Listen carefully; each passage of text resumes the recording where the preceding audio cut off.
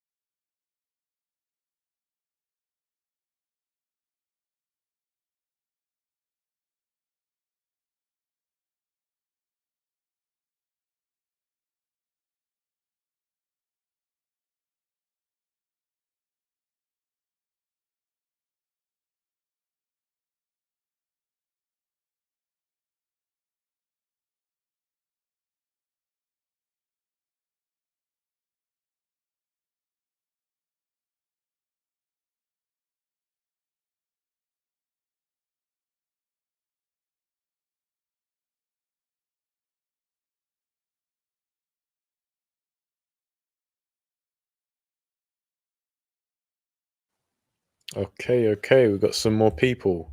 So let's get this show on the road. Said hello to G man, as always. Thanks for tuning in. Jody Collins. I don't recognize that name. So Jody, if you're new to the channel, welcome. Thanks for tuning in. Cordina versus Stevenson.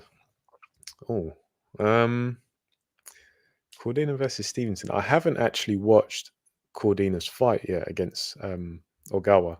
I saw the knockout, very impressive, and I think, in my opinion, that's actually the kind of thing that Cordina needs because his uh, his career hasn't really taken off, has it? I know he's had injuries, I believe, hand injuries, which is obviously never good. But based on what I have seen of both of them, I'd have to go with Stevenson. G-Man saying Stevenson by KO. I'm not sure about that, but I'd be pretty comfortable picking Stevenson. Um, yeah, I don't think that would change, to be honest. But thanks for the question, J9898. What's up? Hey man, I'm all good. Just thought I'd do an impromptu stream rather than doing like 2, 3 separate videos for the boxing from the weekend and this week. I thought I'd just get it all in one go. So yeah, I'm good. Thank you, my friend. Pound for pound, yes, sir. As always, I don't think you ever miss a stream. So thanks as always for helping to make up the numbers. Yeah, so pound for pound going for Stevenson on points as well. Yeah, I think that'd be the safe bet, to be honest. G Man says Cordina on the zone. They'll be keeping him safe. They need champs. Yeah, that's true. The zone not exactly in the best place right now, I suppose.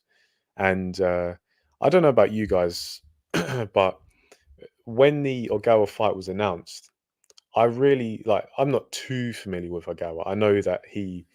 I I remember watching him in the Tevin Farmer fight, and yeah, I just thought this is really Cordina's kind of ceremonial uh, coming out party. You know, coming out as a champion, not coming out of the closet. Um, yeah, so yeah, I never really thought. Cordina was going to be in any danger. As I say, I haven't watched the fight yet, so I can't give like my impression of it. But I never expected him to lose. Uh, Jimmy, hello, my friend, asking how Hatman's doing. Yeah, Hatman's fine. Hatman's cool. I'm not going to speak on his behalf. I'm sure, like, he'll tell people when he wants to what he's up to. But yeah, man, he's cool. He's fine. Does Zone need major changes? What's the Zone's lineup looking like? Um, what what fights? G-Man, could you tell me? I don't actually know what the Zone's lineup is right now. Like, have they got any fights coming up? If not, I'll check in the meantime.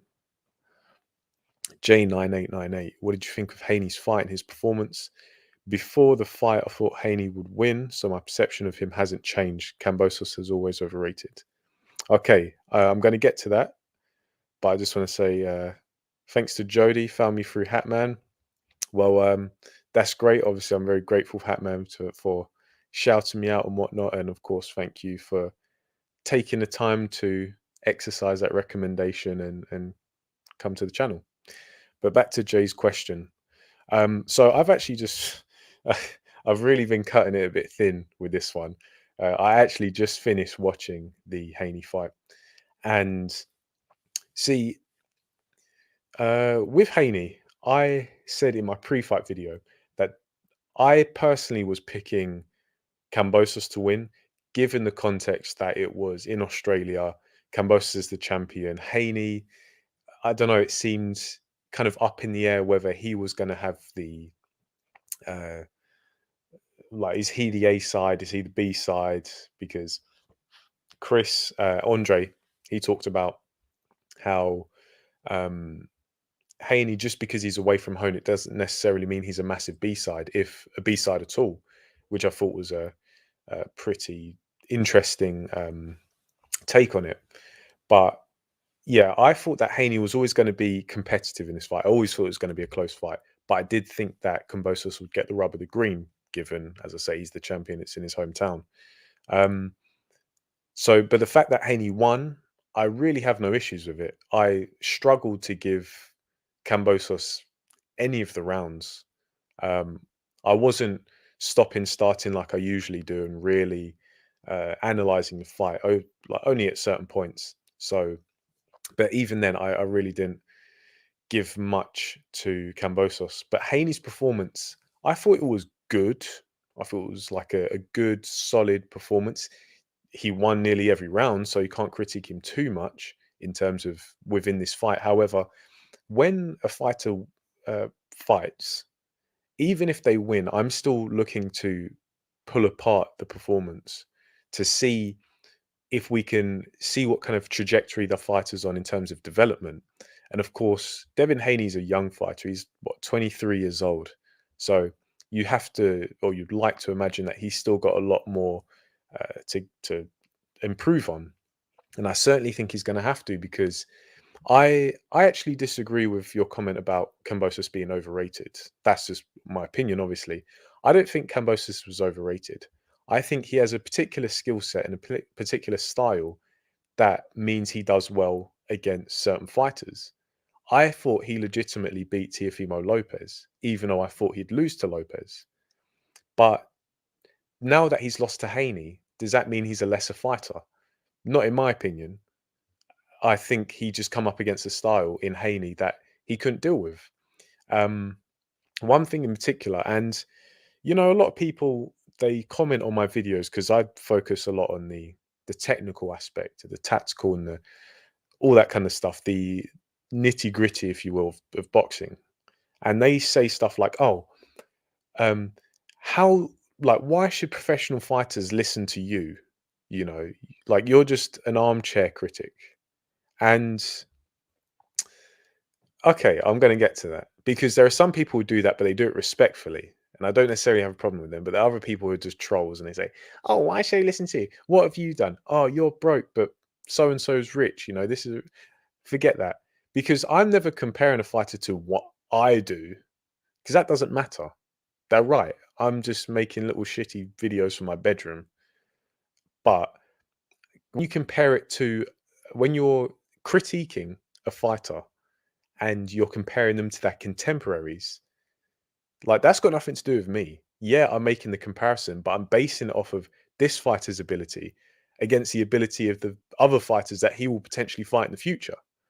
So, bit of a long-winded way of saying that. But with Kambosos, one thing that let him down in particular was his hand positioning, because Kambosos, he understands to some degree his positioning, and that's something that many people, many fighters don't understand. Is what is your position relative to your opponents, and they're like what punches are available for you to set up and to land. And one thing Kambosos would do was he'd look to edge forward and bring his head forward to load his front leg and make the left hand the power shot, basically slipping to the front foot. But when he'd do that, he'd leave his hands behind. His hands weren't in an appropriate place to defend him. And then not just that, so when he's doing that, he's getting jabbed, he's getting kind of uh, hooked off of the front foot. But then when he's going to the back foot, he still doesn't have his hands in an appropriate place to intercept the trajectory of the shots that may be coming towards him. So it's very disappointing from Kambosos. But a lot of fighters do that. A lot of top level fighters do that, and it really comes down to, and it kind of adds weight to the fact that just because you have a high level professional fighter, it doesn't necessarily mean that they know everything there is to know about boxing. At the end of the day, fighters are just human beings who have had their own experience to get where they've gone to. And it doesn't necessarily mean they're going to pick up all the boxing knowledge in the world. Um, so yeah, I've kind of spent a bit on uh, this question, but it really comes down to how much you learn, how much do you know, how much do you exercise in terms of exercise your knowledge in the ring. Um, Haney's performance I thought was good, just to get back to it, but I felt his he does have a very Mayweather-esque style. You can certainly see the inspiration for his style. The ducking below the waist, it was a problem in this fight. I don't know if any of you guys picked up on it, but a lot of the time when Haney's kind of default defensive maneuver is to slip backwards to take his weight to the back half of his stance and then roll under any straight shots. Very like pretty much what Floyd used to do. But I guess you could say it's valid in terms of it does work because you roll under the shot and you crowd the opponent, you stop them from following up. However, Haney, like many fighters who use this maneuver, stray too low. And you can't do that. When you duck below the waist of your opponent, you should be warned for it. And now it seems like a bit of a minor, but I'm talking from experience because I had a habit of doing this years ago when I used to box. And you'll get told, don't do that. You're not allowed to do that. You're ducking too low. Like it wasn't every single time Haney was doing it, but he was still doing it. Um, and the referee never said anything. The holding, I don't want to say it was excessive, but there were points where it was getting a bit much. But it's his first kind of defining win, and he won in style. He's certainly not a puncher, like, and no point was he. Did he hurt Kambosos or anything like that? But that's a technical flaw, so there is plenty that he has to work on. But yeah, that was my long-winded impression of this fight. Let's catch up. Been talking for so long, I've kind of lost track. Okay, Jody Collins, address that one. Pound for pound. Oh, man. Lucas Brown splattered Junior Farr. I did not expect that. The day before, I was about to put a bet on Junior Farr to stop Lucas Brown in the first two because the odds were something like 4-1, I think. And I thought, Lucas Brown lost his last fight in the first round to someone who's completely unknown. I was like, Junior Farr, not the best fighter, but he's big. I'm sure he can punch. But I held off. I held off at the last minute. And I saw the next morning and I was just like, boy, I'm glad I didn't put that bet on. I wouldn't have bet much, but still, I don't want to lose money. But yeah, Lucas Brown, just pieced him up with that shot, and he was gone. The referee really should just stopped it because his legs were completely gone. G-Man says nothing for the summer in the UK for DAZN, I'm guessing. Yeah, it doesn't surprise me. DAZN is dry. Dry as a nun's you know what. Jimmy, DAZN had a £5 billion injection into it, but it must have come under tough circumstances that put a lot of heat on Hearn and Oscar to deliver big numbers. Yeah, it's uh, could you really call it a fall from grace for DAZN? Because like they had some good events, but did they have anything stand out? I can't remember.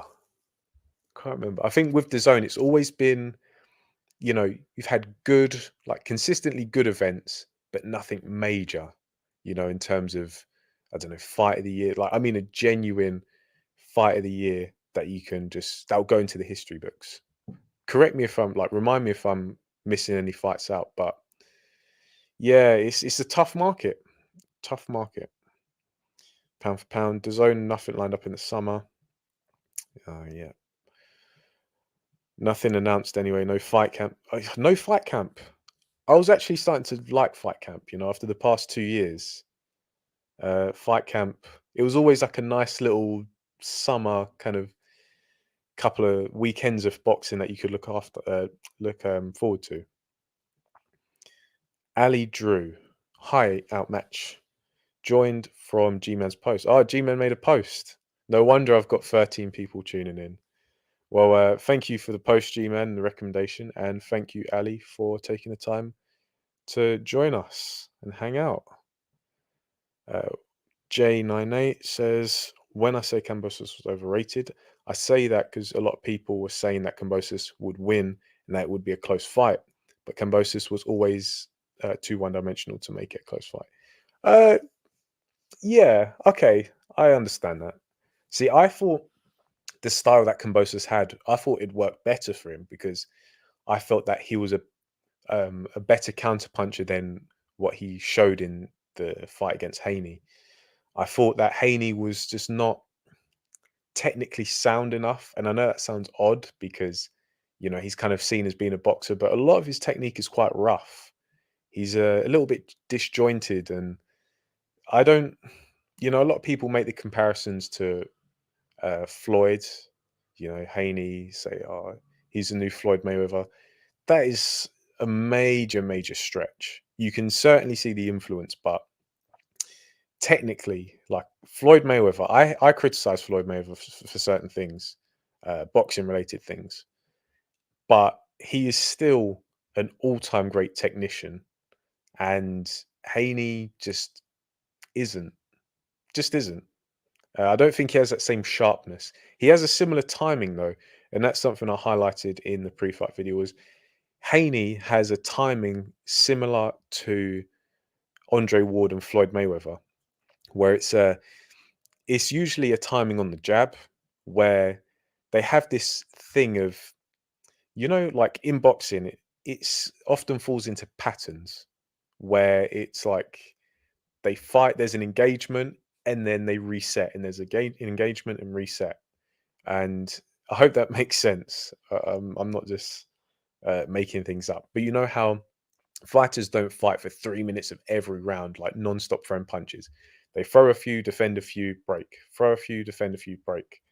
Well, in that break, fighters like Ward, fighters like Floyd, and now Haney, they do a good job of staying in range, but making it look as if they aren't actually in range. And then they're able to just get their own shots off. And it's one shot, usually a jab, sometimes to the head, sometimes to the body. But it's a scoring shot. And because the opponent doesn't anticipate it, they don't, uh, they're not, they're usually resetting. So they're not in a position to defend themselves. It looks a lot worse than it actually is. So yeah, Haney definitely has that timing. And it's good because young fighters typically don't have that kind of presence of mind in their fights. But moving on, boxing on the edge. Big up, big up, big up as always. Thanks for joining. I wasn't sure how many people would be able to get in, but okay, looks like we've got 2 members of the Boxing Brotherhood in. I know Hatman's probably not going to join. Maybe Chris will. Who knows? But yeah, it's good to have you here, my brother, as always. G-Man, yeah, people are stupid, mate. When they can't comprehend what you're saying or you insult their favorite, they attack. Many have asked me for tips on starting YouTube, but I see their comments and I know it's not for them. Yeah, see, that's the thing. It's like, uh, just to break away, like in YouTube boxing, you know, it's you got people coming from for your neck the whole time. Like I've done a good few videos. I think I'm approaching like 160 videos and stuff. And a lot of the time, I either get no comments at all on my videos, or I get a comment saying, "Oh, like who are you? Who are you to say this fighter has to do stuff better?" And I'm just like, I'm doing is pointing out what I see. Like, yeah, it's I guess you could say my subjective opinion of what makes a good fighter a good fighter. But at the end of the day, like, it's just an observation. I could be completely wrong. If I make a prediction and it's wrong, it is what it is. You know, it's just fun and games. Like there was one guy, I can't even remember his name because he'd never commented on my channel at all. I know for sure that he's not a subscriber because I could see who he's subscribed to. And he on the you can see it if you want to, you can see my response. Um on my Errol Spence versus Ugas prediction video, he commented saying, "Oh, I'm going to come back after the fight." Um, and obviously, in that fight, I predicted that Ugas would win. That was my prediction. Obviously, he didn't win. He was received an absolute pasting at the hands of Errol Spence. And the guy came back and he was like, um, he said something like, "Better luck next time," because obviously I got my prediction wrong. But the thing is, he didn't come to my video and write a formal prediction saying, "You're wrong, Errol Spence is going to win." He just said, "I'm going to come back after the fight." Obviously, insinuating or trying to insinuate that he's like going to come back and rub it in my face. But I just responded and said, like, you know, "Oh yeah, you're a man of your word. You came back, but I'm sorry, but your initial comment does not constitute a prediction." So you just have to have fun with it, though. Have fun trolling the trolls. Um, Uh, TMT, hello, my friend. Hope you're having a good evening. Born a Blue TV. The "you're broke" argument is so stupid. Yeah, like it is. Okay, I don't earn as much as whoever, but that doesn't mean I'm just gonna not describe what I see. NA89. What's your favorite ever Dwyer prediction? You can pick the criteria most outlandish, entertaining, or perhaps even insightful. Enjoying the channel. Keep up the good work, mate. Thank you, NA. I really appreciate it. And oh, you know what? I can't. Because I watched Dwyer for years, like a long time. Um, I don't watch him so much these days, just because, like, when you do videos of your own, it's like you have to spend so much time, especially when you want to do in-depth breakdowns and stuff. You have to spend so much time watching boxing and whatnot. So I don't really catch many of Dwyer's videos these days. I'm not going to say a prediction purely because I can't remember one specifically. However, there was one thing that really used to bug me, and I just used to be puzzled by it, which Dwyer would say so often, and that was that Jean Pascal was one of the pound for pound hardest punchers in boxing. I just couldn't get my head around where Dwyer got that idea from. So yeah, it's not a prediction, but it's one thing that Dwyer used to say a lot, and I was just like, "What? What?" I mean, John Pascal's he's a big puncher, but pound for pound level puncher. Give it a rest. Give it a rest, Richards. But yeah, shout out to Ricky D, the godfather of YouTube boxing. What a man. And he's always mispronouncing names. Is just some of the way he pronounces names is just it's legendary. Oxlander, Oxlander Usyk. instead of Alexander Usyk. G-Man, Joe Hanks beats Joe Joyce, and then he picked Joe Joyce to beat. What? What did Dwyer pick Joe Hanks to beat Joe Joyce? G-Man, am I reading that correctly? Insane.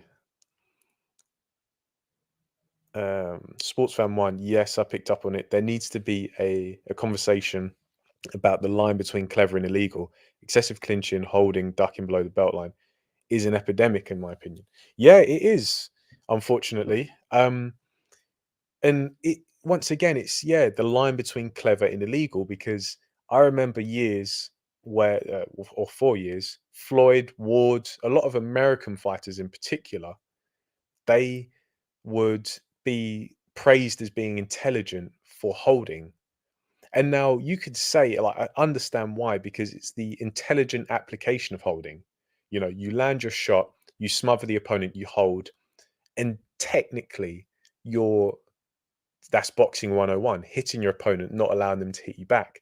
However, it blurs the lines because, you're breaking the rules, but you're doing it intelligently, so it's not like a flagrant kind of blatant foul, but it's still breaking the rules.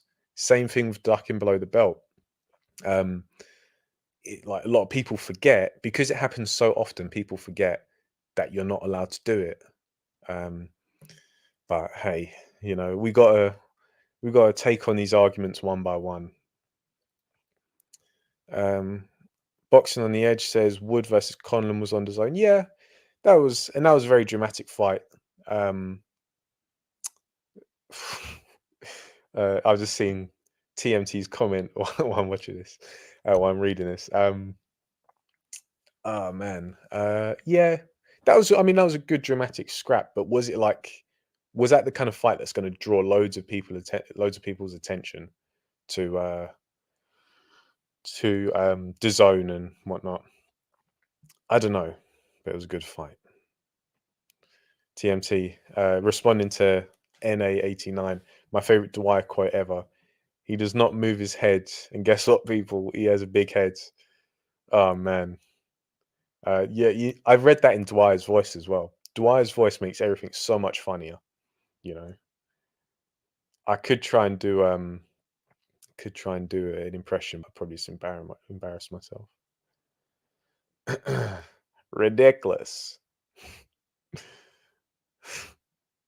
Ridiculous. TMT, short counter punches can't lead well enough versus long distance outfighter. The outfighter can lead though, and offers few things to counter. Yeah, that's really the essence of this fight, because if you look at Kambosos, as I said before, he's slipping to the front foot, and he knows how Haney's going to react. Haney is either going to feint or he's going to jab. And now that sounds like it'd be confusing, and it is obviously in practice. But see, the thing is, if Haney jabs, that is potentially something that Kambosos can counter, any way he wants, slip off right hand, slip to the inside, left hook, any combination of that, obviously, realistically. Even if Haney even if Haney feints and he doesn't commit to a shot, Kambosos will still have to respect the feint, because that's what you do in boxing.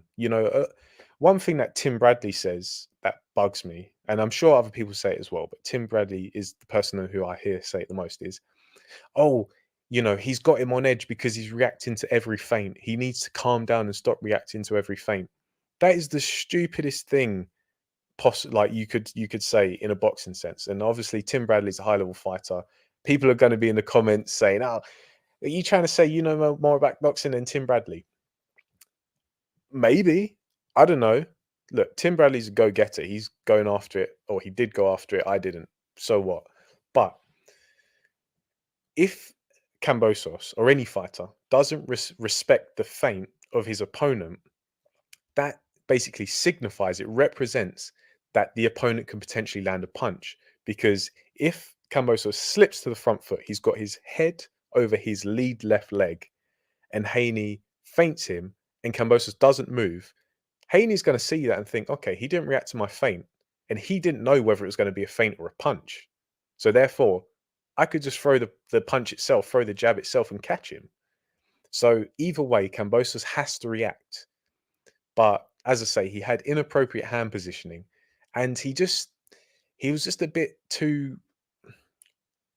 He fought almost like Teofimo Lopez, and I know that sounds strange, but Teofimo Lopez is the kind of fighter who will chain one or two punches, but he'll do it with like super sharpness. Kambosos isn't that kind of fighter in terms of he has like a quality one and two. I don't mean jab and right hand. I mean one movement into another movement, you know, move off, move in, that kind of thing. Kambosos, he can do it, but it's not really his game. He usually does it at distance, closes the distance under whatever shot comes back, and then you start to see him. He lands tight shots up close. You know, usually like a 1-2-3, 3-punch combo, and then he comes off. But Kambosos, he just didn't know how to get past the lead hand of Devin Haney. I think he was just a bit too static. Hand position wasn't great.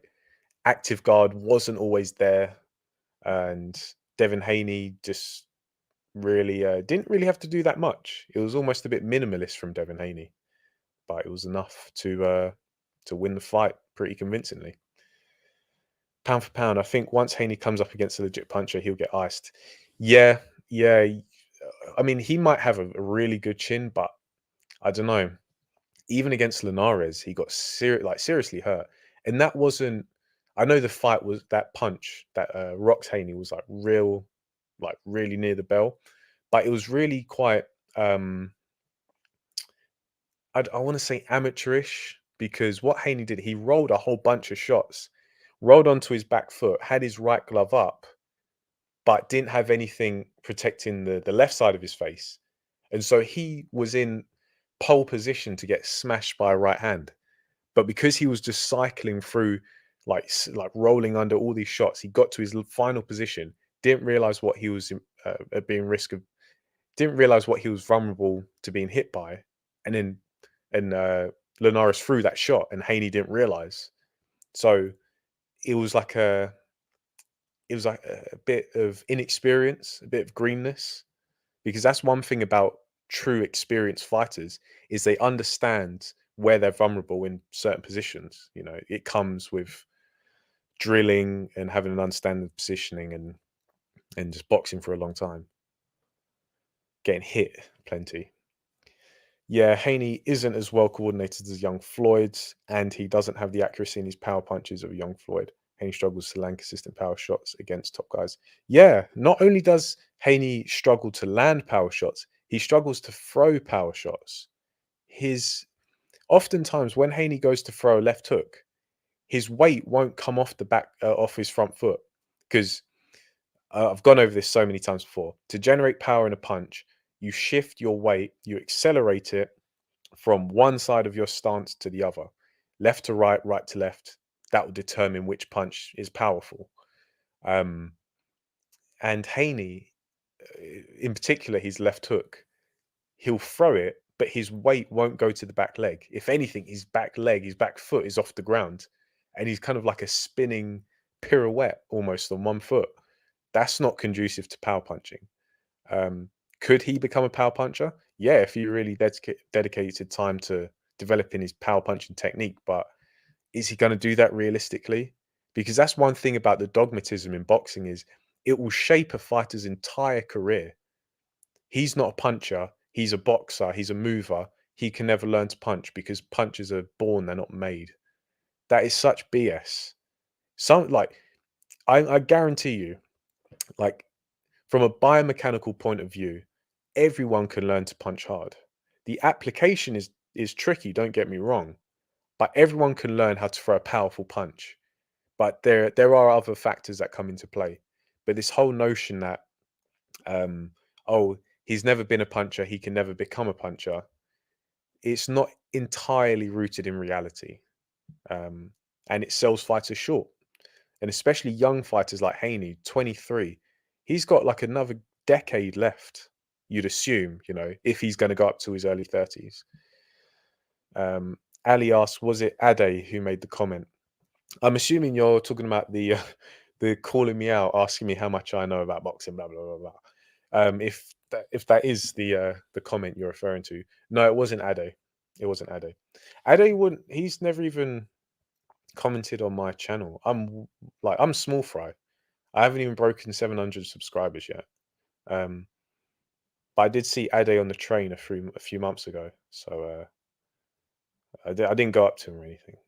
But I saw him. He didn't see me. I'll say that. Dwyer, yeah, Dwyer, laughing face. He's funny. Gotta love Dwyer. Yeah, YouTube comments can be annoying. Just ignore them. Most of them wouldn't get 100 subs on YouTube. Yeah, a lot of the time I do ignore them, but sometimes I'm just in a mood where I'm just like, you know what? I think the troll needs to get trolled. TMT, Ryan Garcia, for all his flaws, is going to lead. Haney might counter more. Garcia try to walk him into something really flush.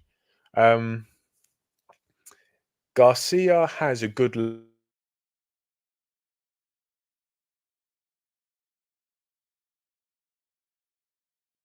Oh my! There was one moment in the Kambosos fight where Devin Haney went to go into his feint, and it was ugly. It was ugly as hell. He had his hands down by his waist.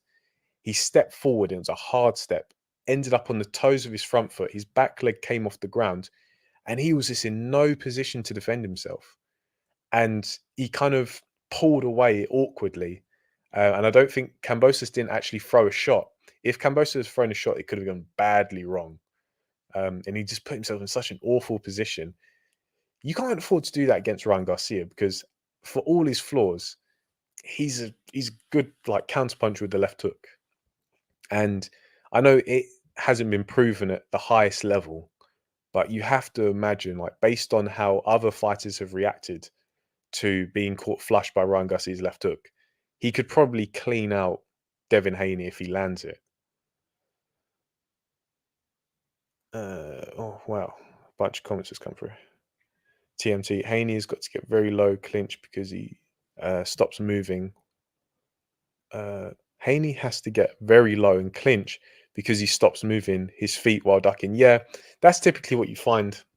The only one fighter who doesn't do that or has other options was Rigondo. Back in the day, he'd do that same thing where he'd be on the front foot, he'd slip to the back foot, he'd duck, but then he'd step out. Whereas a lot of American fighters like Floyd and Haney, they're on the front foot, they go back, they duck, and then they go into the opponent. So they go towards the opponent, whereas Rigondo would go out. Obviously, you can only do that so much. If you're in the corner against the ropes, you can't go back any further. But yeah, uh, yeah, I understand what you mean. It's like see, ducking. A lot of fighters would use it as a last resort, whereas Devin Haney, that's like his key move, and it's a big difference, you know. 98 or J98. What would you say Lomachenko's weaknesses are? That's tough. And this is how you know a fighter's good. And I mean good, is when you struggle to point out their weaknesses. Um uh, what exactly would I say? I don't think Lomachenko has any weaknesses that really jump out at you. I think a lot of his weaknesses, or the weaknesses that he does have, are probably intangible. One thing I will bring up though is Lomachenko has had surgery on his shoulders, or his right shoulder, I believe, quite a few times, and that's not really a coincidence. Not really surprising because when you look at the way Lomachenko in his fights usually throws his right hook in particular, he seems to really put his arm into it and his shoulder into it, and his body doesn't always follow. And so I think that's created some wear and tear on his shoulders. So even someone like Lomachenko, Lomachenko is not like the biggest of the biggest puncher. Obviously, he's a small guy, but his punching technique could probably be a bit better in terms of power punching. But to his credit, he makes up for it with volume. However, the volume on particularly his right hook could be causing him injury. So you can see it's like pluses and minus. Um, Lomachenko, he's obviously quite a small lightweight. I know he fought as a lightweight in the amateurs, but his size, and I know it seems like a bit of a cop out when you say, "Oh, his size is a weakness or a strength. His speed is a weakness or a strength." Stuff like this, because it's like how how exactly do you qualify it? Because it's relative, but then I guess you could say every fight is relative because you have a different opponent in front of you. Um, Lomachenko, yeah, I'd have to get back to you on that. I don't think Lomachenko has very many weaknesses at all. His technique could be a bit better, but then that's in the eye of a perfectionist, you know. Um, yeah, I'll get back to you. I'll get back to you on that question. Oh, let me just return to it. One thing about Lomachenko and Usyk, and to some degree Vodcek, but basically those three, is they brought a very unique boxing style to the table. There's like a particular philosophy, I guess you could say, that they were trained with, and a particular style. And to that credit, it's going to go a long way in shaping the way people see boxing, um, and the way they approach boxing. How many fighters since Lomachenko has become like the best of the best, you know, up there in the pound for pound? How many amateur fighters, say, just for an example, have you seen looking to emulate Lomachenko? And you know, from a southpaw stance, they look to get around the lead hand, get angles, and the way they throw combinations. And it's a very, like, I'm not going to say that no one's ever done it before, but no one's ever done it as effectively as Lomachenko and say Alexander Usyk. The feints, the straight shots, the probing shots, the angles, all this stuff, the footwork. People can learn this, but they just have to be shown that it works. So the fact that Lomachenko and Usyk have shown that it works, they're going to shape how people view boxing and what's possible. And that's a great thing to be part of, inspiring the next generation. However, just like Teofimo Lopez, opponents are going to study that, say Lomachenko, and they're going to study him hard. And that's what Lopez did. Lopez really didn't have to do that much in the early rounds of the fight because he understood how Lomachenko was looking to get past his lead hands, and he just didn't allow him to do it. I know that's obviously simplifying it massively, but when you're a fighter as talented as a Lomachenko or an Usyk, all eyes are on you. Everyone is dissecting, how does he do this? Why does he do this? How can we stop him from doing this, or potentially stop him from doing this? So yeah, that's something for you to think about. Pound for pound, don't forget Inoue versus Donaire 2 tomorrow. Yeah, it's in Japan, isn't it? So it's going to be an early one. Who are we picking for that? I haven't I haven't watched. I watched Donaire's fight against Ubali. Donaire, you got to give that guy credit, man. He's pushing 40 and he's still smoking, guys. Inoue, mm, I've never been completely sold on Inoue. He's a great puncher. I'm not sure if he's that much else. Um, J98, but aren't you allowed to hold your opponent as long as you don't do it excessively? Yeah, it's within reason. Obviously, the key word being excessive. If it becomes excessive, you get warnings, you get points taken off. You're not allowed to hold and hit as well. A lot of people do it, but you're not allowed to. Just if you are going to, and I'm not advising you, if any of you guys fight, just make sure you do it on the other side of the referee. TMT, Lomachenko has a weakness nowadays. When he tries to turn his opponent from the outside angle, if he does trigger them, they throw. Yeah, I mean, uh, I think I get what you're trying to say, but yeah, that's one thing. Lomachenko, he's not. You notice how the mystique about Lomachenko is kind of lessened, and it's for that reason that I said it's because people are studying him. They're familiarizing themselves with this kind of advanced technique that Lomachenko uses, and yeah, he does it well, but the more a fighter knows, the more like uh, I guess the more vast their arsenal and their understanding of boxing. You can only do things to them so much before they adapt, and when they adapt, you need to adapt. And if you're in against a really good fighter, you're just going to have a back and forth of adaptation, adaptation, adaptation, which is a sign of a great fighters and a great match. But yeah, time is undefeated, and it doesn't always necessarily mean you don't have anything left to give. Sometimes it means that your opponents just become wise to what you're able to do, and they counteract it. Pilot on crack, yes sir. How you doing, my friend? Where would you rank Haney in the lightweight division? Can anyone put him even in the top three? He has no shot against Stevenson if he moved up.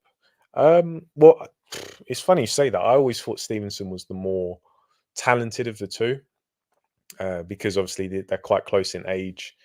They sparred quite a few times. I think one of the sparring sessions is on YouTube. I was always more impressed with Stevenson. In terms of achievement, I suppose you do have to give Haney props because he's undisputed lightweight champion. I guess you could say he potentially had the easiest route, other than maybe Tank Davis, because his lightweight excursion hasn't been particularly hard fought, I guess you could say. I don't know where I'd put them in terms of like leaderboard, but uh, I'd pick Lomachenko at this point to beat Haney. Teofimo Lopez maybe beat Haney. I think Haney beats Kambosos if they rematch. Tank Davis probably beats Haney. Yeah, maybe I'm sending Haney short, but uh, I just, I think, this fight to a degree did flatter him. Not to take anything away from him, but as I said earlier, Kambosos isn't Lomachenko. Kambosos isn't Lopez. He isn't Gervonta Tank Davis. They all have their own strengths and weaknesses. What did you make of Cordina and what's next for him? I haven't seen Cordina's fight yet. I saw the knockout. Kind of unsurprising. I didn't think he'd knock out Ogawa. I thought he'd win on points. What's next for him?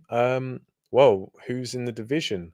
I imagine because it's the IBF title, isn't it? Was Cordina the mandatory? Because if he is, you have to imagine that he'd probably get a bit of a break until a mandatory gets enforced. So I don't know. I don't know about Cordina. Let me go on to BoxRec and see what I can find in terms of the rankings. Joe Cordina. Okay. So Shakur Stevenson, Oscar Valdez, Rakhimov, Zelfa Barrett. Who wants to bet that the next fight for Joe Cordina will be Zelfa Barrett? Ali. Ade doesn't like people who know more boxing than him. Basically everyone. That's funny you say that because I used to watch Ade's videos and he always used to, well, I remember him always proclaiming or being like a self-proclaimed casual. So since he's been working on DAZN, does he think that his boxing IQ's through the roof? And I don't have a problem with Ade, but I've never heard this kind of impression of him. But wow, okay, I'm getting a whole bunch of comments come through. Loma has a weakness versus bigger men when he tries to turn them. If he does not make them throw, miss a shot first, they turn and catch him. Even Nakatani did it. Well, that's the thing. It's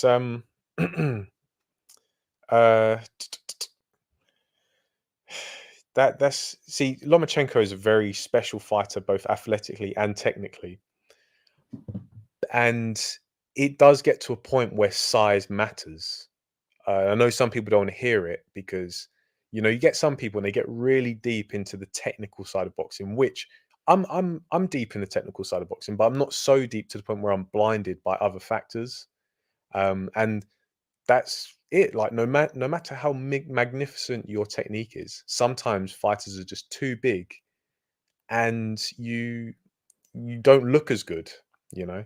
And yes, you could say, oh, but you have to go above and beyond and finesse them even more, potentially. But what happens if you're in against a guy who's big and matches you for skill? That's a tough ask. And the guys at lightweight, yeah, they're bigger than Lomachenko. I think nearly all of them. Um, but I think he might be able to get away with it in terms of skill. Say like the Lopez fight. Lopez clearly intimidated Lomachenko early, but then later on in the fight, you could see the flashes of skill from Lomachenko, and some parts weren't even particularly close. And it wasn't like Lopez was seriously gassed, but Lomachenko started to warm up, and there was a gap in class.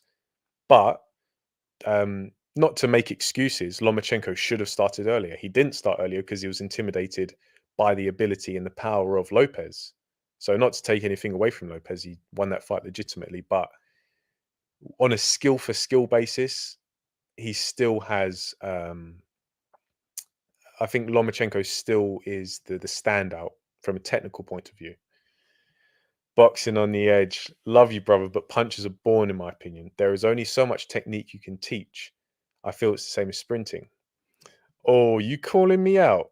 Are you calling me out? No, I'm joking. I understand what you mean. Um, and I'm like 50-50. I agree and I disagree. I think that everybody has the potential to throw an objectively powerful punch if there is such a thing. However, this is why I said there are other factors that come into play because, and it can be stuff that is so trivial, it seems, but it does add up. So I'm not disagreeing. Like everyone can improve their power. That's the point I'm trying to make. However, the application of that power is a different story. And that's exactly what you hear in terms of guys having like kind of average knockout ratios, but then you hear people like post-fight interviews, you hear sparring story, and it's like, yeah, this guy doesn't have many knockouts, but he hits hard. And that's what it is. Um, you know, Tatman talks about being a prolific puncher, where you might not necessarily have the hardest pound for pound punch, but you're able to land your shots and set up your shots in such a way where you're what do you call it? You have loads of knockouts. Um, one guy in particular who I sparred with many years ago, he was like one of the hardest punchers I've ever come across, but he was dumb. Like his boxing IQ was negative something because he just wouldn't adapt. He couldn't adapt. He didn't know enough to adapt.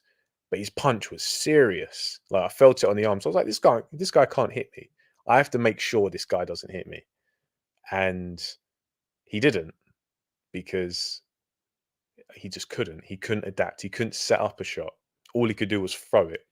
So yeah, I think everyone can improve that power. Can they express that power and use that power? It's a different story. So, you know, that's my opinion. Big up, brother. Yes, Devon. How you doing? Good to have you here as always. Haney is a special talent. I really like him. Having said that, Lomachenko is a nightmare matchup for him. Unlike Lopez, Haney is less of a puncher and hasn't got the eye of the tiger. Yeah, I agree. I feel like Haney, when you look at his boxing in the ring, you know, the way he moves, he's a little bit disjointed, you know, the feet and the upper body don't necessarily match. He's a little bit rough around the edges. I could understand how he could potentially be competitive early against Lomachenko, but I think once Lomachenko gets in his rhythm, he'll probably tie him up in knots a little bit. Still like to see the fight though, just because I think Lomachenko could win or would win. Doesn't I'm not one of these guys who Lomachenko would beat Haney, therefore I like they don't have to fight. That's BS. It's the other way round. It's like, okay, I think Lomachenko could beat Haney. I want to see the fight. I want to see it happen. So I can see Haney versus Loma look a lot like AJ versus Usyk. Take away Haney's jab, and he might struggle. Yeah, Haney really. This fight against Kambosos showed that pretty much everything is done on the jab. It's very minimalist kind of style, very much like Andre Ward, but I'd say Haney's probably a bit more athletically gifted than Andre Ward. But yeah, you can win a fight on the jab if you know how to use it. Okay, pound for pound, agreeing with Devon. Uh, Ducking is very conducive to the shoulder roll due to the shoulder and feet position. Yeah, exactly, and that's why you see Floyd use it, Haney use it, even Andre Ward in the latter stage of his career, where he was adopting a bit more of a shoulder roll kind of stance. He didn't do it as much though, but yeah, it fits in. But then I'd say it's potentially limited, that kind of positioning. It's a very defensively minded positioning, almost like a minimalist kind of positioning. Devon, to be fair, I'd rather see Loma versus Shakur. That's a dream fight. I'd love to see Loma become undisputed, but I would rather see Haney versus Tank and Loma versus Shakur. I'm not. Fair enough. Fair enough. I can understand that. I'd much rather see Loma versus Haney, personally. Yeah, Lomachenko, king of the non-punching activity, like would say Ben Davison. Yeah, head and shoulders, and it's true though. It that non-punching activity, a lot of people weren't thinking about this stuff. It was very select fighters who understood this. Whereas Lomachenko has come, he's had a lot of success with his non-punching activity. Someone like Ben Davison brings it up, and everyone like tunes into the buzzwords. I'm talking about the average kind of uh, low-level boxer, if that makes sense, or aspiring boxer. Whereas before, you had to be quite deep in the kind of boxing, the school of boxing, to understand these things. And obviously, it's the terminology as well, because sometimes you have a coach who, like, for example, there's one coach at a very famous gym in London, in East London in particular. And they have, I'm not going to say the name, but they represent, or they're represented by green and gold. I'll say that. Any Londoners will know what I'm talking about. And one of their head coach, he was watching one of my spars once, and I knew what he was saying, but he said it in a way that a lot of people wouldn't understand, because I was quite rusty. I was very lethargic, very not out of shape, but just wasn't in fighting shape. And I was in against a pro fighter who's, good mover, good boxer, quite tall, got good range. And he was saying, "You're not doing enough in front of him." And now you say that to a lot of people, and they're going to be like, "What do you mean? Like, what am I supposed to jab?" And blah blah. Well, I was jabbing, but I wasn't having success. And so that whole non-punching activity, you have to kind of dig a bit deeper. Okay, what is non-punching activity? How do I use it? How do I do it effectively? What am I looking to do with it? And then people start to learn, and then they understand. Oh, okay, I've gone years I've been boxing for years, and I've never used any of this non-punching activity. Let me use it. All of a sudden, boxing, fighting, sparring is a lot easier. Assuming, well, sometimes. TMT. I saw a film study of Inoue from Scott McLeod, if I'm right. Inoue was displaying great guard manipulation, short counter punching. Yeah, Inoue, he's like a decent counter puncher,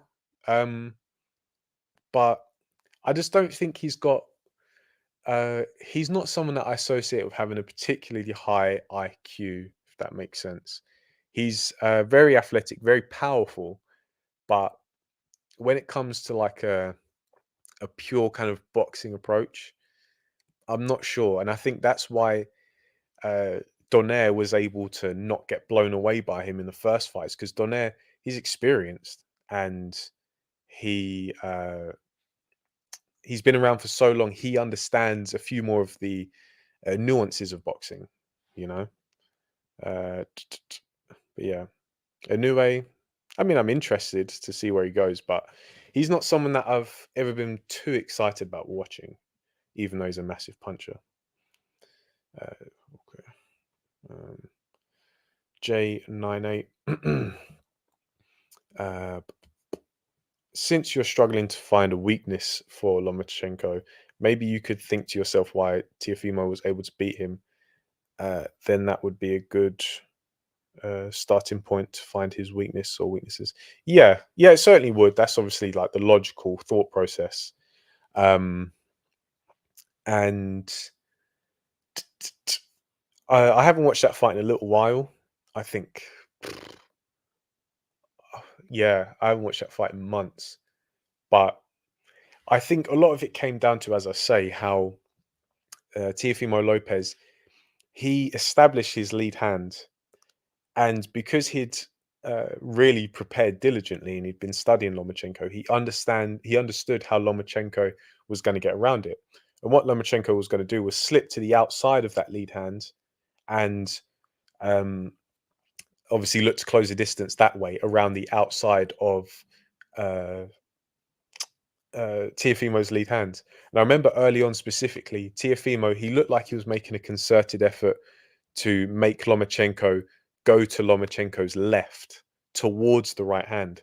So not only does that move Lomachenko and kind of herd him into the trajectory of the right hand potentially, but it also makes Lomachenko deviate from his game plan of getting past the lead hand, which is obviously in the other direction. Um, what else? Also, when Lomachenko would eventually slip to the outside of Teofimo's lead hand, Teofimo would throw a right hand, and so it'd like really shut him down. And I'd have to go over it again. One thing Lomachenko used to do that I wasn't too keen on is when he'd get fouled. Sometimes he would he'd break his concentration. And I understand like the rules are in place, but you have to protect yourself until the referee, says something. You can't just back off and say, "Whoa, like don't do that." Um, I know it sounds silly, but it always seemed like there were moments where fighters could make Lomachenko kind of deviate from what he wanted to do by fouling him. And I was never too keen on that. Sounds kind of silly, but it's just something I used to observe. But I'll get back to you because your questions intrigued me. I've never really thought about like what weaknesses does he really have that people could exploit. So that's something I'm gonna do my homework on. Boxing subscribed. Thank you, sir. It's good to have you here, and thank you for your subscription. I hope you enjoy the content, and I hope I can continue to entertain. J98. Also, what do you think Floyd Mayweather's weaknesses are, especially Prime Floyd? As you can tell, I like asking these difficult questions. Yeah, man, you're really getting my brain going tonight. Floyd Mayweather. Well, first and foremost, the pull counter of Floyd Mayweather isn't particularly good, and a lot of people take issue when I say that. I actually had a video up um, about that, and people would. It's probably one of my most disliked videos because, from a biomechanical point of view, um, it's not a good pull counter. Because, and people say, "Oh, but uh, you know, nobody could ever beat it." Like whenever Floyd did his pull counter, it always came off successfully. Well, that's not entirely true because if you look at the second Maidana fight in the first round, was it? When Floyd is in the corner and he tries to do his pull counter, like he's not in the corner, but he's approaching the corner. He attempts that pull counter, and Maidana knows that he's going to do it, and he understands that when Floyd does it, Floyd doesn't go to one side of the center line. He stays on the center line, but goes backwards. If you imagine it three-dimensionally, he doesn't go from left to right. He goes left, or he stays left and goes backwards. So his head is staying in one place. And Maidana just clocked him with that right hand that supposedly knocked out his tooth. So, oh yeah, Floyd Mayweather's pull counter is great. Well, if you're a smart enough fighter like Chino was, you can potentially counter it. And secondly, you're not going to generate much power. But that's like an isolated technique of Floyd's. Um, what else? Floyd's punching technique, especially in the latter stage of his career, because that's the thing. Floyd Mayweather is a very funny, interesting fighter because the longer his career went on, the more he started to cut corners in the way he fought. And it was because, and it sounds kind of silly and fanboyish, but Floyd Mayweather really was a genius. He had an extremely high boxing IQ, and it got to a point where his opponents were just, on average, they were just so overmatched that he would shortcut the way he fought, and he wasn't as um, mechanically sound as he probably should have been. And that's what ended up, or that's what I suspect contributed to a lot of his hand problems. Because you see, when Floyd Mayweather in the latter stage of his career would look to like put some mustard on his shots, he'd often just end up slapping. And you try to slap something hard like a human skull in boxing gloves, and you're going to feel that it's not nice. It doesn't feel good at all. Um, and yeah, I'm sure he has naturally brittle hands, and but yeah, his punching technique wasn't great. It was a lot better when he was lighter, and I think it was because he was a bit more of a diligent fighter. I don't want to say that the older he got, the more lazy he got, but he just he had no real competition in a lot of his fights. Um, so yeah, his punching mechanics probably not the best. Uh, I don't know. Maybe I guess you could say also in the latter stage of his career, uh, he was ducking below the waist a lot, like Haney was. And the thing is, like, yeah, it's obviously it's illegal. You're not supposed to do it, but it's also quite limited in terms of what you can return with. And it's usually a very defensive approach because you just look to nullify and neutralize your opponent's offense before they can get it off. But you can't really land any of your own. But once again, Floyd Mayweather, another fighter who uh, wasn't didn't have many weaknesses. However, I don't think Floyd was the best fighter coming forward. Um, and I do feel like there are fighters that could have beaten him. A lot of people say Erislandy Lara would have been a threat to Floyd. I can understand why. And, you know, I may be inclined to pick Lara. Paul Williams, I certainly think, like my old boxing coach, who I was really close with, like he was almost like my legal guardian at one point. Was super close. But one thing we'd always debate about was who could beat Mayweather, because he was convinced that nobody in recorded boxing history could beat Mayweather, and I was just like, that's silly. That's super silly. And the thing was, he was like a real boxing guy. Like a lot of my boxing knowledge came from him, and I like to think that I know, a decent amount about boxing, and a lot of it came from what he taught me. So he knows boxing like really well. And but yeah, that was one thing he was adamant, like nobody could meet Mayweather. I was like, what? Paul Williams couldn't beat Mayweather?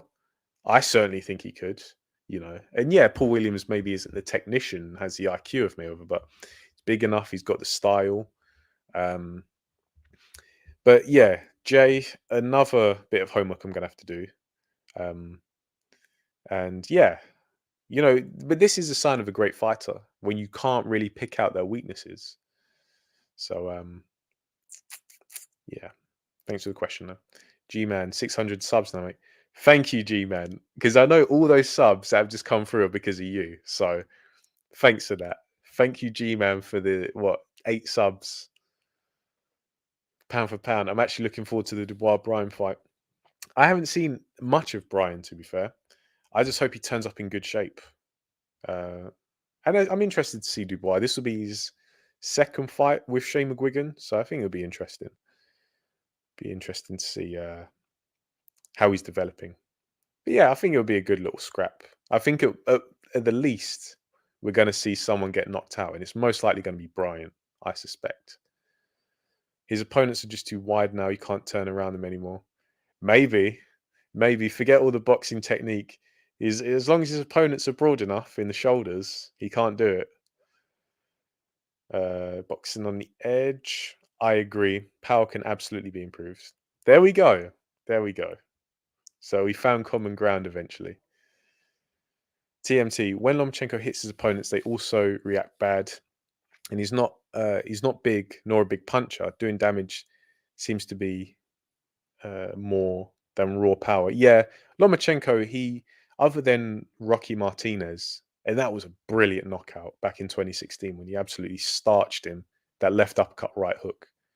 But generally, he does seem to just, it's the accumulation of damage, it's the constant hits, and that flush shot as well. Like, I think the pinnacle of Lomachenko's career, thus far, was his fight against Jason Sosa, because Jason Sosa was a criminally underrated fighter, and Lomachenko dismantled him.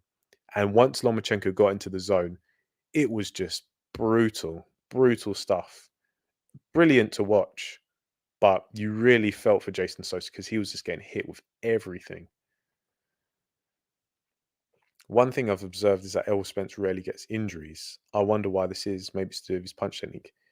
Yeah. See, Errol Spence he has very solid punch technique, but the thing is, he doesn't like truly commit to his shots. So Errol Spence, I think, could be a murderous puncher, but he has very even power because he doesn't really get deep into his commitment to a shot and get really deep into those positions, and he doesn't violently transfer his weight from one side to the other, but he makes up for it by having good constant power, um, and very accurate as well. And he throws every shot with a good degree of proficiency.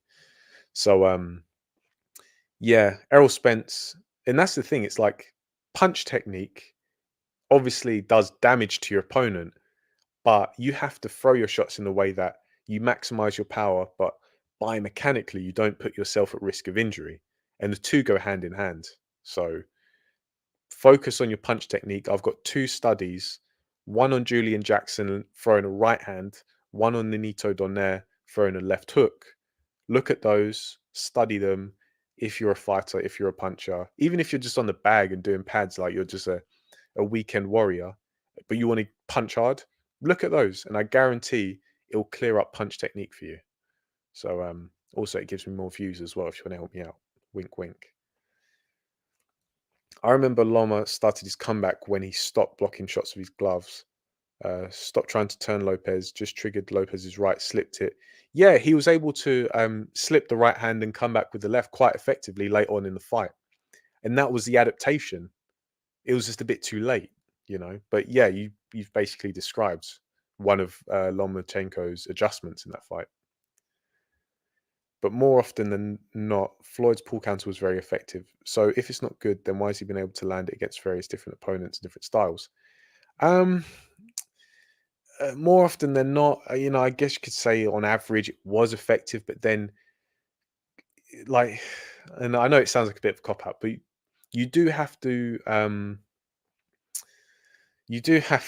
question the level of Floyd's what do you call it, opposition, because I'm not saying that Floyd's pull counter was like the worst it could possibly be. All I'm saying is if you compare it to the pull counters of the past, like James Toney had a wicked pull counter. Look at his pull counter against Iran Barkley. Made him miss by inches, landed the shot, and it was like an inch. It was like a couple of inches. Then he went into the right hand, knocked his gum shield spot like straight out into the crowd. So I would say that Floyd Mayweather's pull counter was good, but it could be better. And I think Chino Maidana showed the antidote to the Floyd pull counter. But you do have to factor in the intangibles like, okay, Floyd has amazing reflexes, amazing timing, um, amazing speed, and he's very experienced. Also, the level of his opposition probably wasn't the greatest, especially in the latter stage of his career when he was fighting, a very green Canelo, but that was, he 12 nilled him. Um, uh, Robert Guerrero, these Chino Maidana, as I say, yeah, very good fighter. There were actually a lot of fights where Floyd didn't actually use his pull counter. It was a very situational move for him. Yeah, I know I sound like I'm being harsh, but you do have to critique these things. But you can start to see why people didn't like that video. But Paul Williams definitely would have been a nightmare for Floyd and Margarito. That's probably why you avoided them. Yeah, I think so. Not very good matchups, in my opinion, for Floyd. And for I've been singing his praises mostly for this live stream, but Floyd avoided many fighters. All you have to do is look at the last couple of years of his career. He was going to fight. He fought Andre Berto in 2015, in September of 2015. You know who else was in the running? If it wasn't Berto, it was going to be Kareem Mayfield. What? What? When you've got Keith Thurman, Kell Brook, Amir Khan, take it or leave it. Who else? Sean Porter. All these fighters who were champions, but no, Andre Berto or Kareem Mayfield. And yeah, that was after beating Pacquiao. Credit for that. But, it's not great form. And it was a pattern throughout Floyd's career, but that's been talked to death. So let's move on. Jordan Anderson. Yes, my G. Yes, sir. How are you doing? I hope you're having a good evening. Glad you managed to get in eventually. Chris. Yes, brother. How you doing? Just managed to get on, so please start from the beginning. All right. Yeah, gonna go for another hour. Just for you, Chris. Just for you. How much? I don't know. Haven't seen much of Deji, to be fair. But I don't even. Yeah, I've never seen him fight. I'm a humble guy. So I don't know if Deji gets out the first. Actually, no, I'm not going to say that. I'm going to say boxing on the edge. Who wins, me or Deji? I'm not even going to massage my ego. I'm going to let someone else answer. Ozymandias. Link. Sure. TMT. Yeah, people lose their minds when someone starts criticizing Floyd like it's blasphemy. Yeah, I mean it's typical fanboy behavior. Like just because if I criticize a fighter, if boxing on the edge, if G-Man criticizes a fighter, it's nothing personal. Like it's just what we see. So like, but it's a reflection, it's a projection. These fighters, they're personally involved, or they like to think they're personally involved with these fighters, like they know them. And therefore, if in their minds, if someone doesn't have that same level of enthusiasm for that fighter, therefore they're a hater. And haters will not be tolerated. We will hound you, we'll spam your YouTube videos with just toxic comments and make ourselves look like 10-year-old children over grown men. So grown men defending other grown men who they've never met before. Fanboying over fighters who don't know them, don't care about them, and never will. That is pathetic. But these people are silly. So that's why they troll me. Sometimes I troll them back. Who the F is Deji? Deji is KSI's brother. Used to go by the name Comedy Shorts Gamer. I'm old school. I was watching Deji and KSI back in 2012 when I should have been doing my homework. So yeah, boxing on the edge. I'll let you do your homework, and you can answer that question: who wins, me or Deji? What's next for Martin Bakole? Well, he's obviously coming off of a very dominant victory over Tony Yoka. But where would he go next? I'm not sure where he stands in the rankings, which would obviously play somewhat of a role. I think if there's enough money put up for it, he could potentially have a rematch with Sergey Kuzmin, which I'd like to see because personally I thought Kuzmin won that fight. Who else? Let's check the old heavyweight rankings. So let's see what we can find. Because I do like Bacoli. I've always liked his style. It could be better, but he's not a slouch, He's pretty good. He's pretty smooth, throws his shots well, very relaxed. Okay, so obviously these are box rec rankings, so take them with a pinch of salt. Martin Bacoli 12th. 13th is Murat Gassiev. 14th is Frank Sanchez. But then at 11th is Pulev. Then there's Joe Joyce, Luis Ortiz, Michael Hunter, Derek Chisora. I'd like to see someone maybe like a Frank Sanchez or a Pulev. Someone like that, maybe like a B level heavyweight. Yeah, something like that. Someone like that. I don't think Martin Bacoli does too well against the champions. Tyson Fury, Alexander Usyk, even Anthony Joshua. Anthony Joshua's busy accosting university students, so he probably wouldn't be interested in Bacoli anyway. Outmatch boxing. I got you, bro. Brutal stoppage. I've seen your jab. Yeah, boxing on the edge is alluding to a training video he's seen of me. He's seen me on pads, but boxing on the edge. We're going to keep it between us. We're going to keep it between us. Maybe one day I'm on my deathbed. I'll schedule a video, and I'll upload the training footage, and you guys can see it. But yeah, he answered. There you go. Who should Dylan White's comeback opponent be? Should Dylan White have a comeback opponent? I think that's a tough ask for old Dylan. Some people have said Derek Chisora in like a third fight that's actually a retirement fight. Yeah, maybe that, but yeah, I'd have to go with that one first and foremost. Who else? I don't know. I really don't have much confidence in Dylan White at this point. I'd imagine Joseph Parker would beat him too. You know what? Dylan White versus Derek Chisora or Luis Ortiz. I think those are good matchups. So I think all three of those guys are on their way out. So yeah, I'd go for those two. Fernando Lopez, coach of UFC contender Cyril Gane, is that Gane or Gain? Spoke about Bacoli's strange and hard to read rhythm, deceptive quickness and range.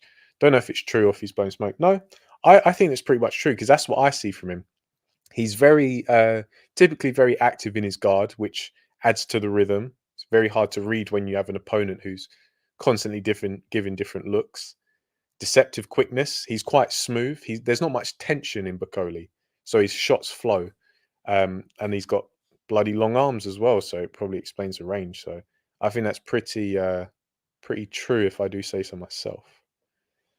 Chris, Outmatch Boxing. Why am I saying my own name? Find it so hard to gauge Bacoli. I felt he lost to Kuzmin, so I feel like he's got a lower ceiling than others do post Yoka. Wouldn't mind seeing Bacoli versus White if Dim fights on. Yeah, I understand what you mean. Especially if it wasn't that long ago when Michael Hunter gave Bacoli an absolute shellacking. So he's certainly, he's not going to dominate the division. But I do think he's a tough fight for most people. And I'd probably, I might pick him to beat Dylan if that fight was announced like next. Yeah, when you consider the momentum, and I think White's chin is well and truly cracked. So I'd probably go with Bacoli, probably like 60-40, maybe. Yeah, I do understand what you mean, though. I think Bacoli, he has a style that because I think Kuzmin, a lot of people sold him short as well because he lost to Hunter as well. And it's like, oh, yeah, he's a big heavyweight, but he's not that good. No, I think he's pretty good. He's especially with that right hand over the top, he was pretty accurate with that. He's a very tight puncher, Kuzmin. Um, I'd have to watch more of Bacoli. I didn't see the Yoka fight in its entirety, so I'm gonna have to watch over that again. Oh, you guys talking amongst yourselves? It's getting late, man. I might go up until 11. So it's quarter to now. Go up until 11 o'clock. So we've got like another 15 minutes, guys. Yeah, Kuzmin, very good amateur. Looked like he'd have a really good career, but he's just not translated as well at heavyweight. Yeah, yeah, I agree. It's a shame because you can see the potential, you can see the technique, you can see he knows what he wants to do. But I don't think you can deny the fact as well that heavyweight now it's a bit of a shark tank. There's a lot of unique styles, a lot of good talent. Um, and Kuzmin is a bit on the small side, isn't he? He's only like what 6'3" tops. Uh, whereas Boyo, here he is, 6'4". Okay. When was his last fight? Igor Macedo. Okay. So it doesn't look like activities on his side much because he last fought in November. Before that was December. Before that was September. Yeah. Still interesting to see where he goes from here, though. I have to watch a bit more of Kuzmin.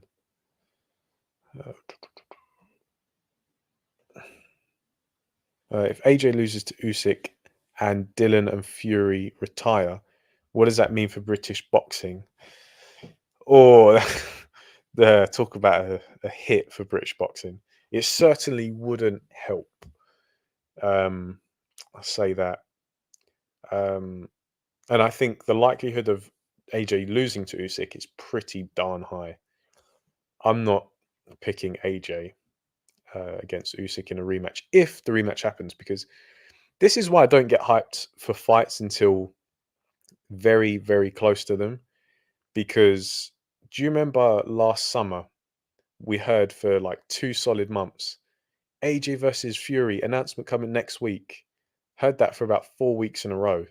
Same thing with this Usyk Joshua rematch. Announcement coming next week. Scheduled for this date. Scheduled for this date. It never happens. So yeah, kind of annoying. Um, Boxing on the Edge saying that British boxing leans on Conor Ben's shoulders. Oh dear. I think Dylan has one fight left in him, and then he retires. Fury, I think, has a handful of fights potentially. I don't think. I think if you know Tyson Fury, you can see that he's not actually going to retire. But yeah, British boxing. Who else would there be? Okoli has the actually no. Let me not say that. I was going to say Okoli has the potential to be a star. He has the potential to be a star of sorts in London, particular. You can see Lawrence Okoli getting to a stage where he's selling out the O2, maybe. Um, I think if he moves up to heavyweight as well, because the thing is, marketing is a big thing. The average casual, if you say to like so many times I've said, or someone's asked me, what category, like a casual will ask me, what category, what weight class does so and so fight in? And I'll say cruiserweight. He's like, oh, is that between lightweight and welterweight? I've had that so many times. People don't know what cruiserweight is.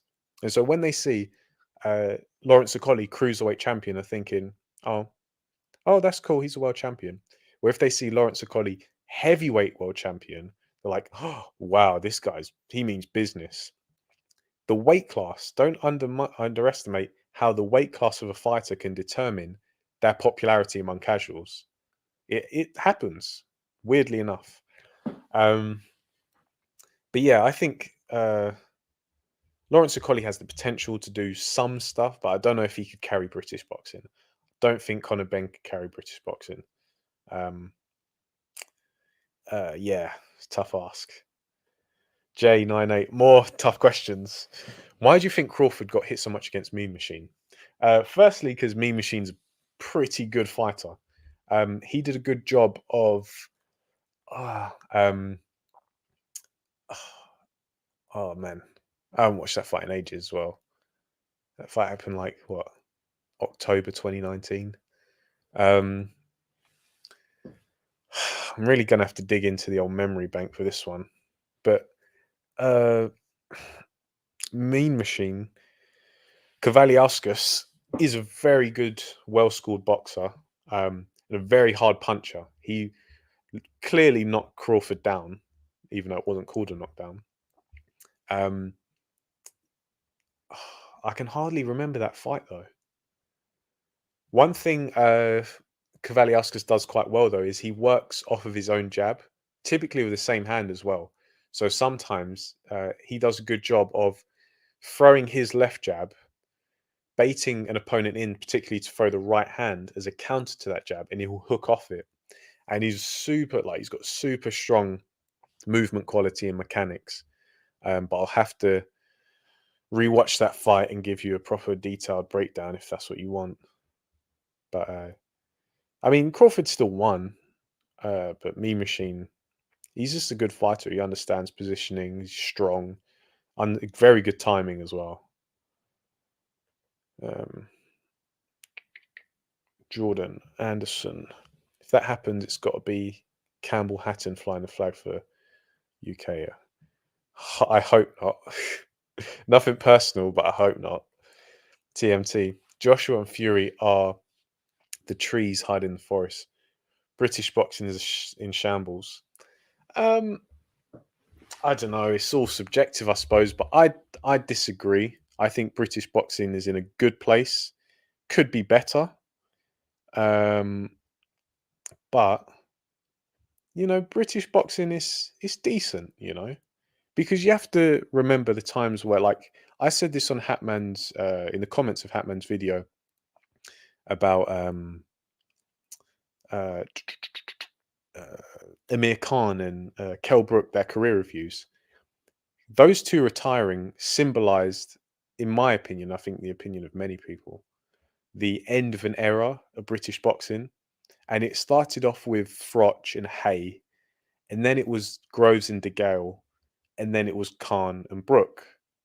Those six guys, they represented a particular era in British boxing. And there was some excitement in that era, and those six fighters in particular were quite exciting. And obviously that goes, like, there's a prime example being when Froch and Groves fought on both occasions, exciting matchups. But for the most part, I'm going off of memory. I was actually quite young at the time. I believe, I think, when did David Hay and Carl Froch turn pro? Was it 2003? Because just to put it into perspective, when Carl Froch and David Hay turned pro, I was pretty much a toddler. Just to give you an idea of how old I was at the time. But yeah, it wasn't the strongest division, the strongest, but British boxing wasn't in the strongest place back then. But I think Chris Andre has made some good points, which I'm going to get to. Jordan Anderson, who has the highest ceiling, Campbell Hatton or Tommy Fury? I'd have to say Tommy Fury, to be honest. I do not rate Campbell Hatton at all. Don't rate Tommy Fury, but I think he's better than Campbell Hatton. Not that I think that's too difficult to do. Crawford got pissed off and threw sweet science out the window and fought Mean Machine, fought with emotion and recklessness. I think, yeah, he did.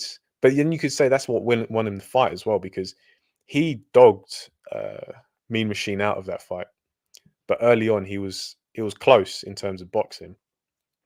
Jordan Anderson, Outmatch boxing versus Tyan Booth, who wins? I don't know. Tyan Booth's a big guy, but I think he lacks ambition. Once again, boxing on the edge, who wins, me or Tyan Booth? Chris Andre, I think people go a bit OTT with the supposed British boxing crisis. AJ will still be elite if he loses with many big fights. Yes, British boxing is in a transitional phase, but there are some. talents that could be built up: Ben, Whitaker, Yafai, Okoli, Buatsi, Yard, Edwards, Josh Taylor, Catterall, Cordina, Lerone Richards, Felix Cash, Dalton Smith, all guys that can be built. Yeah. See, AJ really, he deserves a lot of credit because not only has he had a very, very tough career in terms of the matchups, like AJ has taken on all comers as best as he can, you know. Like he fought Dylan White in what his 14th fight or 15th fight, had got a world title against Charles Martin, which at the time Charles Martin, but you know Charles Martin's still handy. Dominic Brazil, who's had a good couple of wins of his own, turned over a couple of prospects. Eric Molina, kind of a go-to gatekeeper, cleaned him out. Then fought against Klitschko in his next fight. Then Carlos Takam, a late replacement for Kubrat Pulev. Then Joseph Parker in a unification. Joseph Parker was undefeated at the time. Beat Andy Ruiz. Then Alexander Povetkin, who is legit. You know, I know people say he wasn't a proper champion because he only won the WBA regular, but he was a proper heavyweight, a dangerous heavyweight, underrated fighter. Lost to Ruiz, rematch Ruiz, won pretty straightforward fashion. Then Pulev dealt with him, lost to Usyk, you know. And so I agree with Chris. AJ is still elite. Just because Ruiz has beaten him, just because Usyk's beaten him, it doesn't mean that AJ is a lesser fighter. It just comes down to styles making fights. And you have to give AJ credit because he's learning, he's still forming his style. AJ is still in the, I guess you could say, formative years of his elite career, if that makes sense. Um, I don't pick him to beat Usyk in the rematch, but I still think that if AJ gets some momentum in other fights potentially and gets his mind right, he's still dangerous for Tyson Fury. Don't necessarily think he'd beat Tyson Fury, but stylistically I can understand how AJ could win that fight. And regarding these guys that Chris Andre has listed, it's early days for them or some of them, but I think Okoli could go on to do or become the next undisputed cruiserweight champion. Buatsi and Yard. Anthony Yard is one of the most talented athletes in the entire sport of boxing, in my opinion. Technically lacking a little bit, but he's still a special talent. Buatsi, another special talent. Edwards, I'm assuming that's Sonny Edwards and not Charlie. Another special talent at the lower weights. Josh Taylor. I think Josh Taylor's been overrated a little bit personally, but he's still a great fighter. Became undisputed. Catterall just turned Taylor over. Cordina just become a champion. Lerone Richards, great talent in my opinion, just lacks power. Felix Cash, good domestic. Well, he's European champion, isn't he? So yeah, there's a lot of talent, but it's marketing. But there are plenty of competitive matchups to be made. I'm not really talking about the fighters, more about the money injected by the state, grassroots, the Olympic team, the promoters, broadcasters, and declining interest. Yeah, unfortunately, that is a reality. Um, yeah, the talent is strong, as Chris has pointed out with the guys he's listed. But yeah, there is only so much money that um, boxing is going to receive. Um, and it's unfortunate in the declining interest, but you know, peaks and valleys. The whole AJ era when he was at his peak was a peak, you know. And some guys like Tyson Fury and Dylan White can sell out Wembley, um, but you know that's the heavyweight division. You know, that's typically quite glamorous. You know, people associate the heavyweight division with knockouts, and they associate knockouts with entertainment, and they tune in. Uh, Team GB allowing pros in the Olympic team for the first time. Sounds like we don't have the young talents. Maybe that's one thing. For those who don't know, I'm a boxing coach, so I'm like grassroots. Obviously, I'm dealing with kids and I'm coaching kids who starting from scratch. and there aren't many who want to do it. There aren't many who want to do it. Um, boxing. See, I did my coaching qualification, like my formal license to coach with GB Boxing, with one of their talent directors, and he said, bear in mind, this is a guy high up in the chain of command in GB Boxing, and he said, you know, if you have a class of 15 kids, probably one or two tops out of the 15 kids will want to pursue boxing to a serious competitive level. That was, he said that, obviously, he quoted that, a class of 15. I struggled to get a class of 15. And so you can imagine how few kids actually get into boxing. And it's not always, oh, they're interested in other sports. Kids these days aren't interested in sport, full stop.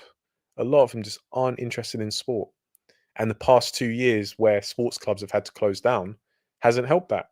So yeah, there's a culture shift in terms of the youth of today. And I sound like a real boomer when I say that. Oh, the youth of today, but it's true. Boxing is, people love to watch it, but they don't like to do it for obvious reasons. And a lot of people don't like to do sport, full stop. So it's tough. Um, uh, Boxing on the Edge saying that I'd smash Booth. Damn, talk about pressure. You guys are gonna get me set up, Gonna just be minding my own business, and I'm gonna have Ty and Booth knocking on my door. Parker versus Louise. Ruiz rematch. I think Parker. I thought Parker won legitimately the first time. I think he'd beat Ruiz again. Probably still be close, but yeah, I'd probably pick Parker. Boxing on the Edge. Sorry, I'm reading other people's comments. Okay. I think Ben will be a star, to be fair. He's being built up very well and he's dedicated and in good hands. Yeah, Boxing on the Edge. Conor Ben's interviews are just exhausting. So much emotion, man. I just have like a natural aversion to people with that temperament. Him, his dad. Like, I've got family members who are like that, and that's the antithesis to me. Like, I'm a super laid back, cool, calm, collected, tall, dark, and handsome. Um, obviously, I'm joking. Yeah, but I can't deal with the emotion, the anger, the intensity. I get it, like that's his makeup, but it exhausts me, man. Perhaps that's a good thing. He just really seems to hate training. Who's that? Oh, are you talking about Conor Ben? Uh, Thoughts on Boots Ennis? I still haven't had a proper look. Sorry. Mate, I'm so busy a lot of the time. But I will have a look at Ennis. I just there are just so many fighters to watch, so many fighters, so many fights. But I will get down to it. I will. I think I need to see him in a fight. I saw his last fight. Of course, I saw his last fight. Um, so I mean, what did that go around? It was a pretty clean knockout against Clayton. He did the job. Very athletically gifted. Got some decent technique. I just need to see more to assess his IQ. But he's certainly a player in the division. I'm not sure if he beats Crawford. I think Crawford's in his prime right now, and he's a tough, sob. Um, and he's obviously got skills and power. Maybe Errol Spence. I think stylistically, the athleticism of Ennis might beat Spence, but I have to look, see a bit more. I have tremendous talent, very gifted, extremely athletic, perhaps the most gifted in years. Aggressive, powerful, switch hits, good speed, gets hit clean too much also. Yeah, okay. I'll definitely keep an eye out for these things I'm watching. TMG Sky and Joshua did a great job together. Made boxing mainstream in the UK. Yeah, interest in sports decline, even football. 100%. Joshua really did wonders for British boxing because, as I say, I'm a coach, so I have like a good gauge of kind of the interest in boxing. When Joshua was selling out Wembley against Klitschko, boxing was booming. I had all kinds of people who watched that fight. They tuned in, they became Joshua fans, and they were like, I want to start boxing. Not competitively, not always, but they wanted they wanted to train, they wanted to do pad work, they wanted to learn how to box. And all that because of Joshua, really. Because it wasn't happening before, and it's kind of dipped since, and it's correlated with Joshua losing. So yeah, it seems trivial, but it's true. How one fighter and one organization in Sky, they market the right way, they televise the right way. And of course, Joshua has a certain amount of ability and talent and marketability, but it can get people on the sport, and it can open up opportunities for everyone else in the sport to some degree. But it is time for my bedtime. It is 11:05 here. So I'm going to settle down for the night. We've gone for what, nearly 2 hours, hour and 47 minutes. So thank you to every single one of you who has joined in this impromptu uh, boxing not boxing podcast. I'm not boxing gossip. This live stream. Yeah, thanks for tuning in, guys. I'm a bit tired now, so I'm mixing up my words. I hope you've enjoyed yourselves and uh, enjoyed hanging out with me and the guys. Thanks as always, and I will catch you in the next one. So have a good one, have a good night, have a good week, and all the best, people.